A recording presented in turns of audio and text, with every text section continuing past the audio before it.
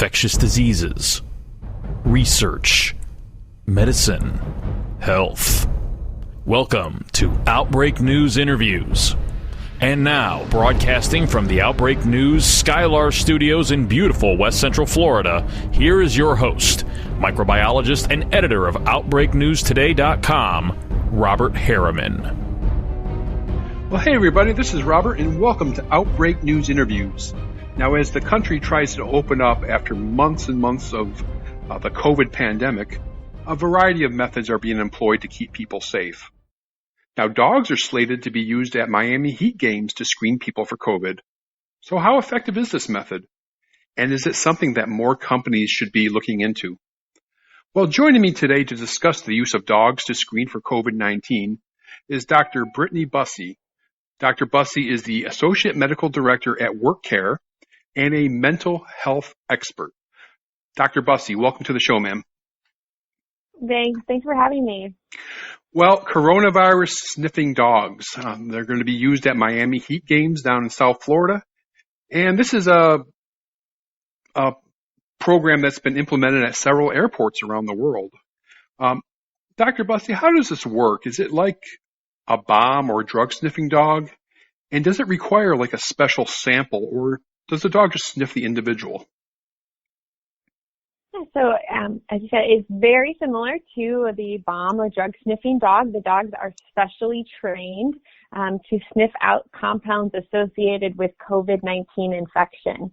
So we know that there are these volatile organic compounds, or VOCs, that are produced during COVID-19 infection, and the dogs can be specially trained to identify these compounds amongst a variety of other scents. Dogs are very good at identifying specific scents. They have over 300 million scent receptors in their noses, and with proper training, they can really be taught to hone in on these specific scents. In studies, they have been given samples of concentrated either oral fluids like saliva or nasopharyngeal fluids that are known to be either COVID positive or COVID negative samples, or in another study, they're using sweat samples from people who are known to be either COVID positive or COVID negative and placing those on the socks. So in studies, they have to use these concentrated samples for the dogs to sniff them so that they can determine the reliability of the dog interpretations or the dog assessments. And the dogs tend to assess these very well.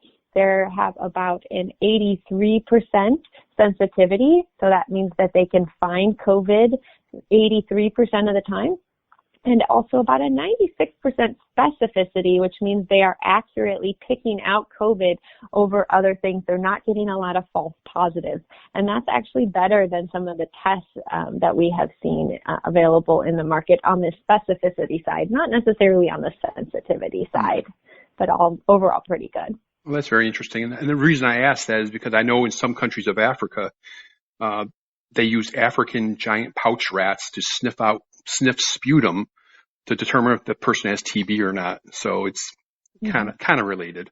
Now, Dr. Busse, I imagine this method, the COVID sniffing dogs, that will still be used in conjunction with other protocols, though, right? That's correct. So again, it'll be a very similar experience to when you go to the airport and you pass by the dog that is being held by the handler. The dog will sniff you at dog level around the groin area. Again, it's really important to prove that we can smell these compounds, or not we, but the dogs can smell these compounds in the sweat of individuals, because you have a lot of concentrated sweat glands near dog level in the groin area. So that's primarily where the dog will be sniffing. Also at the Miami Heat games, they have stated that they will have rapid testing available. So you could use the rapid test if, for instance, if someone is afraid of the dog or severely allergic to the dog.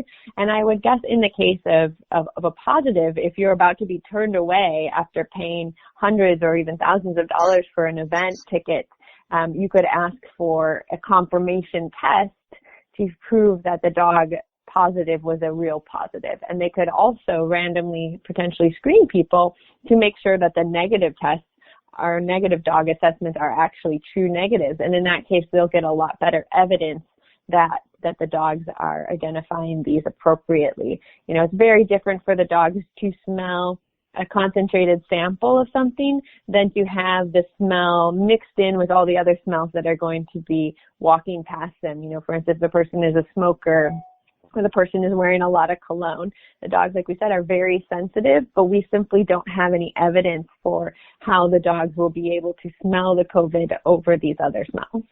Okay. Now, this technique, you believe this would be a good method to use on a more widespread basis, according to the press release that I received. Dr. Busse, how would you like to see this used? I think a really good place we could start using this is, again, where people are going to be moving in large numbers. So the travel industry would be a great place where they could potentially use COVID sniffing dogs, for instance, on boarding, like we always see for airlines, but also in the travel and cruise industry. You'll have large numbers of people boarding. It's often very difficult to get a large number of people tested quickly, or even to rely on previous testing data, which we do a lot now.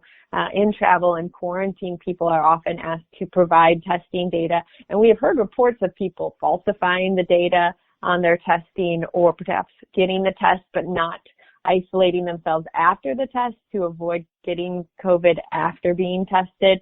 So I think in this case, you could use the dogs to identify people who are, at risk for having COVID, who may not have followed the correct guidelines. So in passing people by, I don't think it's something you'll see on a day-to-day basis, like at your company, at the door to your company. These dogs do require special training, special handling, and it's not something that's going to be that widespread. In that case, we recommend using technology to screen for daily symptoms of COVID, appropriately isolating people, and then having clinicians involved to screen the people as well to find out, is this maybe a true case of COVID, or do they have something else that is less dangerous or less contagious? Very interesting. Lastly, I want to go ahead and give you a chance to talk about your organization. That's WorkCare and the work that you guys do there. Yeah, great. WorkCare is an occupational health company. We believe in really employee health from hire to retire, as well as taking a preventative approach when it comes to illness and injury management. So we have a large team of clinicians, both physicians and nurses, who help primarily in the injury intervention space. So when someone is injured at work, we have our incident intervention nurses who can help coach them on self-care, and our physicians who can get involved to prevent prolonging of injuries. We also have a telemedicine arm where we do treat patients for work-related injuries via telemedicine. And we're also highly involved in COVID return to work programs, where we do offer an app for daily screenings as well as risk assessments by clinicians. And we are also involved in vaccination as well as testing programs with many large companies. Are you just located in California, or are you elsewhere? No, we are actually an international company. Okay. Most of our staff works remotely, so we are both national in every single state and international with some of our clients. Very good. All right. Well, I want to thank you, Dr. Brittany Busse, for sharing your time and expertise on this very interesting topic. I appreciate it, ma'am. You're welcome. You have a great day. You too.